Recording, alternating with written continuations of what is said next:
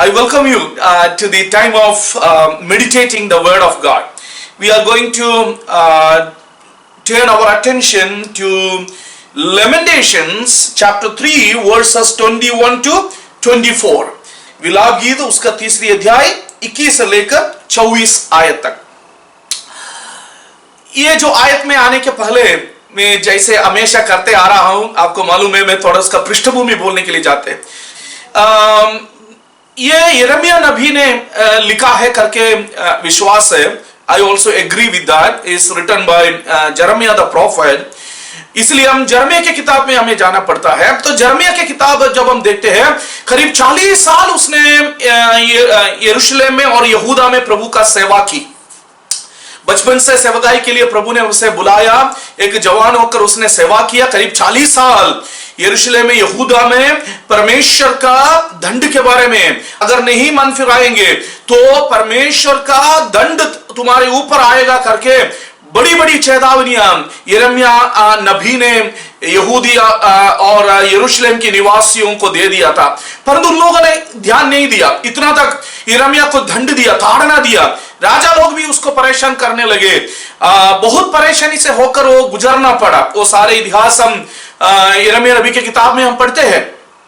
और क्या हुआ, इन लोग मन नहीं फिराया. उसके कारण परमेश्वर ने यिर्मयाह नबी के जरिए जो दंड की आज्ञा दी या चेतावनी दी, उन लोगों के यहूदियों के ऊपर आया. वो कैसे आया, प्रभु के वचन में हम देखते हैं. राजाओं का किताब और साथ साथ सेकंड किंग्स और साथ साथ यिर्मयाह और नहम्याह के किताब जब हम पढ़ते हैं, हमें मालूम पड़ता है कि नबूकदनेस्सर राजा, उनका कमांडर इन चीफ नबूकदनेस्सर और नबूकदनेस्सर राजा 3 बार इस्राएल को, यहूदिया को आक्रमण कर लिया और यरूशलेम को नाश कर दिया. हम देखते हैं प्रभु के वचन में, ना तो उसके लोगों को बंदुआई में लेकर गया, बंदी बनाकर लेकर गया, उनको लेकर गया. और साथ साथ उसने क्या किया, उसका मंदिर को उसने तोड़ डाला, शहरपना को उसने तोड़ डाला. नहम्याह की किताब जब हम पढ़ते हैं, वहां पर हमें देखने के लिए मिलता है कि यरूशलेम एक कचरा डालने का जगह जैसा बना दिया. यरूशलेम बहुत ही महत्वपूर्ण एक सिटी था उस जमाने का. कचरा डालने का एक जगह जैसे उसने बना दिया. बंदुआई में जो लेकर गया उनमें एक था यिर्मयाह भी उनके साथ में जाना पड़ा, या पता नहीं एसेकिएल के जैसे वो बंदुआई में रहकर ये लिखा है या और कहीं बैठकर उसने लिखा है, हमें नहीं मालूम. परंतु यरूशलेम से उसको भी निकलना पड़ा. उस समय ना आज्ञाकारी रहने वाला यरूशलेम और यहूदिया के ऊपर आए हुए परमेश्वर का दंड को देखकर रोने वाले एक भविष्यवक्ता को इस किताब में हम पाए जाते हैं. क्या परमेश्वर का लोग विलाप कर सकते हैं? आज की जमाने में यह सवाल एक सिग्निफिकेंट क्वेश्चन है, एक महत्वपूर्ण सवाल है. क्योंकि यिर्मयाह जिस अवस्था में था उसी अवस्था से होकर हम भी गुजर रहा है. काफी बार पेंटिकोस्टल लोग यीशु मसीह को एक विक्टर के रूप में, जयशाली के रूप में हमेशा पिक्चराइज करते हैं. प्रचार में हो, लेखन में हो, जो जितने भी लिटरेचर है उस सब में Christ is victorious. Then is it possible for God's people to lament? Let me tell you, yes, it is. When you look back to the Old Testament, ये जो सवाल जो आज हम देख रहा है, why a good God allow his people to suffer, बहुत पुरानी एक सवाल है. अय्यूब की किताब से लेकर हम उस सवाल के बारे में हम पढ़ते हैं. पुराना नियम में काफी किताबें उसके ऊपर ध्यान दिया है. नया नियम में भी प्रेरित लोग उसके बारे में लिखा है. Why a righteous God, a just God, a loving God, caring God allows his people to suffer? एक लोग बोलते हैं nothing to do with God or Satan, it is entirely because of human errors. It is our responsibility to take care of this nature, but we fall short of it. We didn't do it properly. That's why the nature itself has its own system to renew itself, restore itself, and that's what we see over here. Okay, I can agree with that. हम ये natural disasters काफी बार आते हैं कि nature itself उसको restore करने के प्रक्रिया के रूप में हम समझ सकता है। और कुछ लोग बोलते हैं कि नेचर का नहीं और परमेश्वर का नहीं है, क्योंकि शैतान आता है चोरी करने के लिए, नाश करने के लिए, खाद करने के लिए, और इससे ज्यादा बड़ा खाद क्या हो सकता है। More than 60,000 people are dead now, more than 60,000। तो इतनी बड़ी संख्या में, मात्रा में लोग मर रहा है, तो ये शैतान की काम है। I agree with that also, because always Satan steals our happiness, our joy, our job, our finance, our happiness.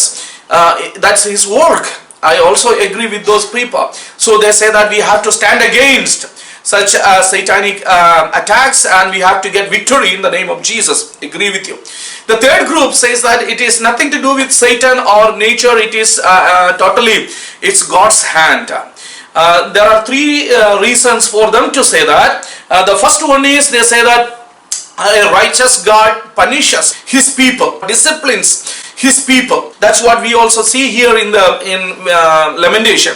यिर्मयाह भी बोल रहा है कि परमेश्वर आपको क्या कर रहा है, डिसिप्लिन कर रहा है, पनिश कर रहा है, क्योंकि we didn't obey God. तीसरा रीजन ये बोल रहा है कि God is bringing something good out of it. Allowing us to go through the pain and agony, and God is planning to bring forth something good out of it. उन लोग बोलते हैं परमेश्वर का लोगों के जीवन में ऐसे कोई भी विपत्ति आ जाए, भलाई उसको उत्पन्न करेगा. God always intends or work for the good of his people. I agree with that also. So I am not here to answer why, more than that, my intention over here to how to respond to this crisis that we all confront in day to day in our lives. ये जो महाविपत्ति हम अपने जीवन में सामना कर रहे हैं, उससे कैसे हम सामना करें, उसी के ऊपर मैं ये वचन से आपसे बात करने के लिए चाहता हूं. जब हम विलाप गीत में वापस आता है, वो एक पोएटिक बुक है, उसका 5 अध्याय है. उसका ब्यूटी ये है कि पोएटिक नेचर एक जेनरे होने के नाते उसका 22 आयतें हम पाया जाता है हर चैप्टर में. परंतु तीसरा अध्याय उसका सबसे महत्वपूर्ण एक अध्याय है, पीक ऑफ इट्स थियोलॉजी और poetic artistic work. It has 3 into 22 66 versus chapter 3 में. वो एक ब्यूटी है और एक विशेष रीति से ये सारे एक गीत होने के नाते वो गा सकता है. जो वचन हमने पढ़ा है उसमें वापस आ रहा हूं. यहां पर जो वचन हमने पढ़ा है इसमें हम देखता है कि यहोवा की ओर से जब हम दूसरी अध्याय की ओर हम हमारा ध्यान बढ़ाता है, उसकी दूसरी अध्याय का दूसरी आयत ये कहता है यहोवा याकूब की सब बस्तियों को निष्ठुरता से नष्ट किया है. किसने किया है? यहोवा ने. यिर्मयाह बोल रहा है. उसकी 5वीं आयत, यहोवा शत्रु बन गया, उसने इस्राएल को निगल दिया, उसने सारे भवनों को उसके सारे भवनों को उसने मिटा दिया, उसने उसके दृढ़ गढ़ों को नष्ट कर डाला है. किसने किया है? यहोवा ने किया है. 7वीं आयत, दूसरी अध्याय की 7वीं आयत, यहोवा ने अपनी बेदी मन से उतार दिया. टेंपल के बारे में कहते हैं मन से उतार दिया और अपना पवित्र स्थान अपमान के साथ तज दिया है. Who did it? यहोवा परमेश्वर ने किया है. तो यिर्मयाह का यह कहना है कि it is from the Lord. उसने उसको त्याग दिया, उसने अपने लोगों को छोड़ दिया, उसने अपने लोगों को ये परेशानी में डाल दिया है. और ये परेशानी का विवरण क्या है वो पहला अध्याय में हम जाएंगे, उसमें सबसे ज्यादा उसका वर्णन किया है. देखो उसका पहला अध्याय की 4th वर्स, 4था आयत को हम पढ़ेंगे. वहां पर हम देख रहा है कि सियोन के मार्ग विलाप कर रहा है क्योंकि नियत पावों में कोई नहीं आता है. The roads are lamenting because no one is found in those roads. Is that the same situation that we see here? I am living very close to 210 highway in Los Angeles. ये road हमेशा आवाज करते रहते था, परंतु आज ये आवाज बहुत कम हो गए. Cities like Paris, cities like New York are all closed down. आवाज वहां पर नहीं दिखाई दे रहा है, लोग वहां पर दिखाई नहीं दे, सारे क्लोसेस शट डाउन है, सारे लोग 80% Americans they are staying at home. ये अवस्था जो विलाप गीत में जो यिर्मयाह लिखा है वही हमारा अवस्था है आज। 6वीं आयत को देखो, पहला अध्याय का, सिय्योन की पुत्री का सारा प्रताप जाता गया, all the glory has gone. Is that not happening? हम साइंस में हम सोच रहा था हमारा साइंस बहुत अच्छा है, हम चंद्रमा में गया और अभी सारे सूरज तक जाने का प्लानिंग में हम बैठे हैं। स्पेस स्टेशन के लिए हम कोशिश कर बैठे थे, स्पेस स्टेशन में ऑलरेडी लोग जा रहे हैं, प्राइवेट एजेंसी भी लोगों को भेजने के लिए, इधर इलॉन मस्क वगैरह भेजने के लिए प्लानिंग कर रहा है। तो हमने सोचा कि इंसान सब कुछ हासिल करेगा, दुनिया मुट्ठी में है करके हम सोच रहे थे, परंतु आज उसका सारा प्रताप चला गया। First world nations are suffering. हमें अस्पताल में डॉक्टर्स पिक एंड चूज कर रहा है कि कौन जीना है कौन नहीं जीना है, क्योंकि सबके लिए देने के लिए वेंटिलेटर नहीं है, इलाज करने के लिए मेडिसिन नहीं है, ऐसी अवस्था में, और इलाज करने के लिए डॉक्टर और नर्सेस नहीं है, ऐसी अवस्था में सारा प्रताप चला गया। सोच रहे थे हमारे पास सब कुछ है, हम सब कुछ डील कर सकता है करके, आज वो इंसान का अहम की भावना कहां गया? मिट्टी में मिल गया। प्रभु का वचन कह रहा है, सिय्योन की पुत्री का सारा प्रताप जाता गया। दूसरा अध्याय की 20वां आयत में आते हैं तो इतना खतरनाक अवस्था के बारे में लिखा है कि हे यहोवा, दृष्टि कर और ध्यान से देख कि तूने यह सब दुख किसको दिया है। क्या स्त्रियां अपना फल अर्थात अपनी गोद से बच्चों को खा डाले? हे प्रभु, क्या याजक और भविष्यवक्ता तेरे पवित्र स्थान में खाद किया जाए? अकाल की अवस्था में स्त्रियां अपनी गोद में पाए जाने वाले बच्चों को खाने की उस अवस्था तक और कोई नहीं है, बाबिलोनियंस नहीं है और दूसरे इजिप्शियंस नहीं है, परमेश्वर का संतान कहलाने वाला, परमेश्वर का पुत्र कहलाने वाले परमेश्वर के बच्चे पहुंच गए। यिर्मयाह विलाप कर रहा है। Yes, dear ones, it is relevant in this situation, practically relevant to lament before God. Lord, why this is happening, O God? Have mercy upon our God. Hallelujah. We are going through such a hard time in our life, O Lord. हमें प्रभु के उपस्थिति में रो कर, प्रभु की उपस्थिति में विलाप करना ठीक है। अगर दिल कह रहा है हम प्रभु को, हमें के सामने विलाप के साथ हम आ सकता है। जब ये ऐसी अवस्था से इस्राएली लोग जा रहा है और नबी भी यहां पर विलाप कर रहा है, परंतु जब तीसरी अध्याय की 20वां आयत में आ जाता है, वो विलाप में कुछ फर्क आ जाता है। वही आयत को हमने यहां पर पढ़ा है। उसका 20वां आयत ऐसे पढ़ते हैं, मैं उन्हीं पर सोचता रहा, इससे मेरा प्राण टला जाता है। अगर मैं उसी पे ऊपर मनन करता रहा, प्रियो, मैं आपसे कहने के लिए चाहता हूं, ये विलाप में ही हम अगर हमारा मन को लगा कर रखे, it's going to be easy for us। तो हमें क्या करना चाहिए? 21वां आयत कहते हैं, परंतु मैं यह स्मरण करता हूं, इसलिए मुझे आशा है, हम मिट नहीं गए, वो यहोवा की महाकरुणा का फल है, क्योंकि उसका दया अमर है। Change happened because he started to recognize. Jeremiah, even while he was going through such a worrisome or a hard situation, he started to remember God's attributes. What are those attributes?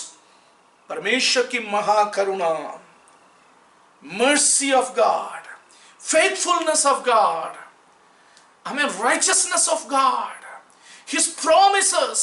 He started to remember. ये मैं सोचने लगा, परमेश्वर हमें, आप yes धर्मी परमेश्वर है, नाश करने वाला, भस्म करने वाला अग्नि है, आग है, परंतु उसी समय आप करुणामय परमेश्वर भी है। उसने सोचने लगा, हमें वो कहता है कि उसका करुणा, उसका महाकरुणा, उसका दया, प्रेज द लॉर्ड, उसके कारण हम क्या नहीं हुआ है, मिट नहीं गया है।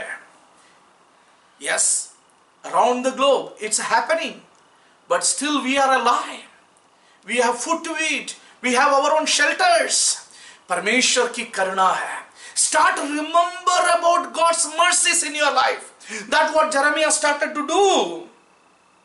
और उसने ये कहने लगे, प्रतिबोर वो नहीं होती रहते हैं, तेरी सच्चाई महान है प्रभु। Praise the Lord.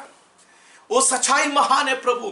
परमेश्वर की दया पर, परमेश्वर के विश्वस्तता पर, परमेश्वर की करुणा पर, परमेश्वर के उद्धार पर। उसका 26वां आयत हम पढ़े 3 अध्याय का, यहोवा से उद्धार पाने की आशा रखकर चुपचाप रहना भला है। Praise the Lord, because he started to remember, understand that God is able to save us even in the midst of this situation, in this pandemic. God is our salvation. इसलिए वो कहता है हमें उसके ऊपर आशा रखकर चुपचाप रहना भला है। Can you trust still, even at this time, can you still trust God? Let me tell you, dear ones, yes, indeed. The reason is, when the people of God been through such situations in the past, though they got perplexed, हमें वो परेशानी में पड़ गया, विलाप करने लगा, सवाल पूछने लगा, परंतु प्रियो मैं आपसे कहने के लिए चाहता हूं, परमेश्वर हमेशा के लिए उसने उनको त्याग नहीं दिया। 31वां आयत 3 अध्याय का 31, क्योंकि प्रभु मन से सर्वदा उतारते नहीं रहता। इंग्लिश में अच्छे से सब पढ़ते हैं, for the Lord will not reject for ever. Yes, he will not reject you for ever. He will not reject his people forever. Hallelujah, hallelujah, hallelujah. इसलिए हम उस पर आशा रखकर हम चुपचाप रह सकते हैं।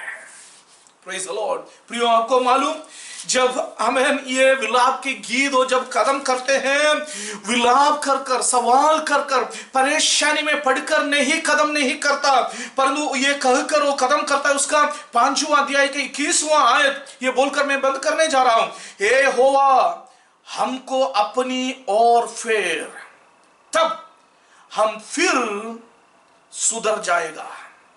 प्राचीन काल की नई हमारी दिन बदल कर ज्यों का त्यों कर दे।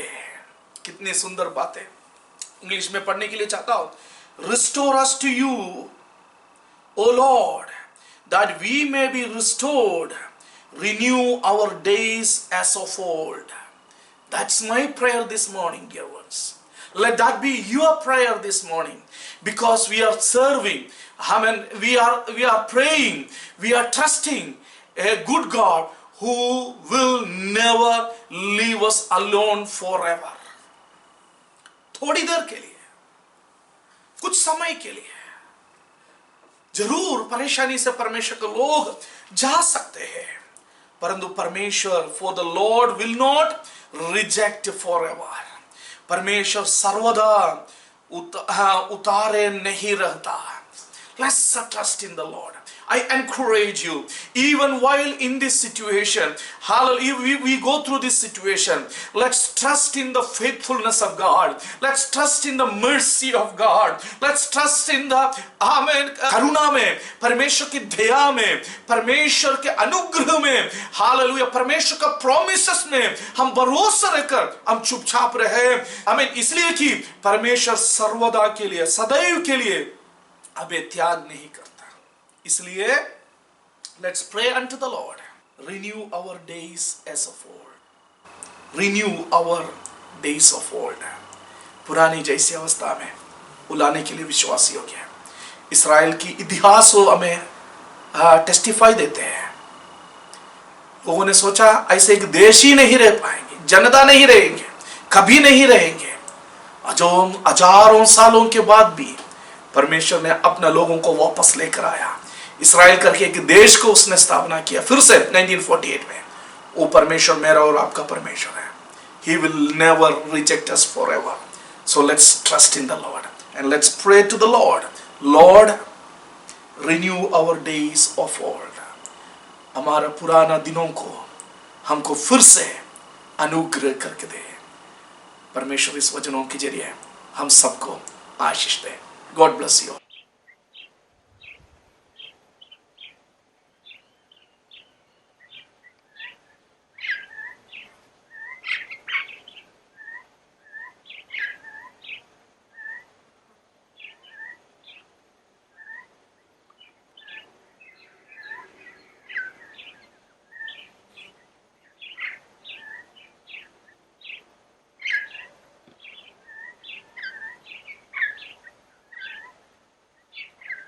किसी न किसी तरीके से ऑडियो या वीडियो रिकॉर्डिंग्स आपको मिलने की चांसेस है।